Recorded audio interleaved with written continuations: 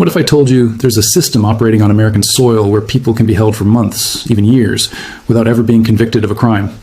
A place where the biggest complaint isn't the food, but whether you'll get to see a doctor before it's too late. This is the reality for thousands of people inside U.S. Immigration and Customs Enforcement, or ICE, detention centers. And today, we're going to pull back the curtain on the conditions that many say are inhumane. Welcome back to the channel. Today's topic is heavy, but it's incredibly important. We're talking about immigration detention centers. Now, let's be clear. This isn't about the politics of immigration itself. This is about how human beings are treated while they are in the custody of the U.S. government. These are civil detention centers, not prisons for criminals. The people inside are awaiting immigration hearings. So why do so many reports from organizations like the ACLU and Human Rights Watch describe conditions that sound worse than many prisons? Let's start with one of the most common issues, overcrowding. Imagine being confined to a small room, sometimes called an ice box, because of the freezing temperatures, with dozens of other people.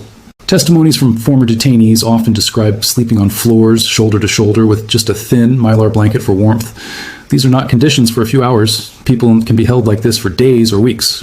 Overcrowding isn't just uncomfortable, it's a breeding ground for disease and tension, creating an environment that is constantly on edge.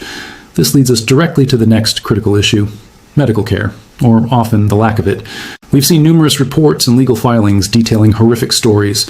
People with chronic conditions like diabetes or heart disease having their medication confiscated upon entry and not receiving replacements for days, pregnant women not getting proper prenatal care, and perhaps most disturbingly, people with serious mental health issues being placed in solitary confinement instead of receiving treatment.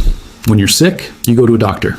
But what if the only way to see one is to fill out a request form that might be ignored for weeks? What if, when you finally do get seen, your serious symptoms are dismissed with a painkiller?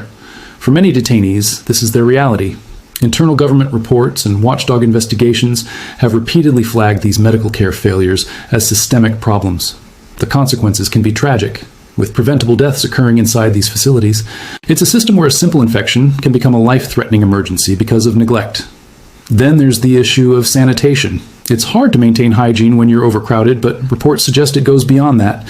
Former detainees talk about overflowing toilets, a constant lack of soap and toilet paper, and dirty, moldy showers that are used by hundreds of people. They describe being given soiled uniforms and bedding. These unsanitary conditions, combined with overcrowding and poor medical care, create a perfect storm for outbreaks of illnesses like the flu, scabies, and other contagious diseases. It's a basic matter of human dignity that is often denied. One of the most psychologically damaging aspects of this system is the uncertainty. Many people are held in detention for months, even years, waiting for their day in court. This is called prolonged detention. Think about that. You haven't been convicted of a crime, but you've lost your freedom indefinitely. You're separated from your family, your children, with no clear end in sight. Legal experts argue that this prolonged detention, without a bond hearing to determine if you're a flight risk or a danger to the community, violates fundamental principles of due process. The mental toll of this indefinite limbo is immense, leading to high rates of anxiety, depression, and despair among detainees. So why does this system exist in its current form? The immigration detention system has expanded massively over the past few decades. A significant portion of it is run by private, for-profit prison companies.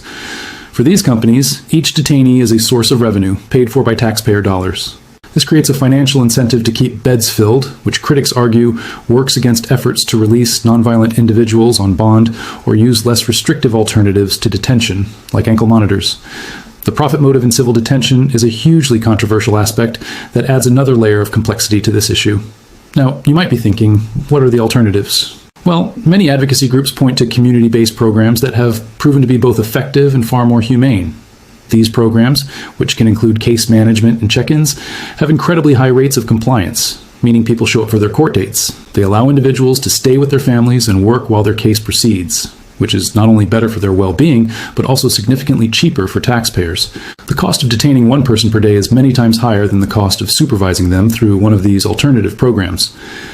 The stories from inside these centers are not just numbers on a page. They are the lived experiences of people. People who came to the U.S. seeking asylum, people who have lived here for decades and were picked up for a minor infraction, and people who are simply trying to navigate a complex and broken immigration system. Their testimonies paint a consistent picture of a system that often fails to provide basic standards of care and dignity.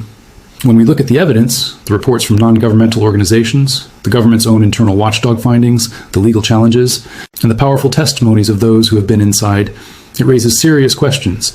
Are these conditions aligned with American values? Is this the most effective or just way to manage our immigration system? These are not easy questions, and the solutions are not simple. But the first step is always awareness. Understanding what is happening inside these facilities is crucial for any meaningful conversation about reform. It's about recognizing that these are not convicted criminals, but people caught in a civil administrative process, and that the conditions of their confinement matter. This isn't just an immigration issue. It's a human rights issue happening within our own borders. Thank you so much for watching and for taking the time to learn about this difficult topic. If this conversation was valuable to you, please hit that like button and subscribe to the channel for more deep dives into important issues. And I'd love to hear your thoughts in the comments below. Let's have a respectful and informed discussion. See you in the next video.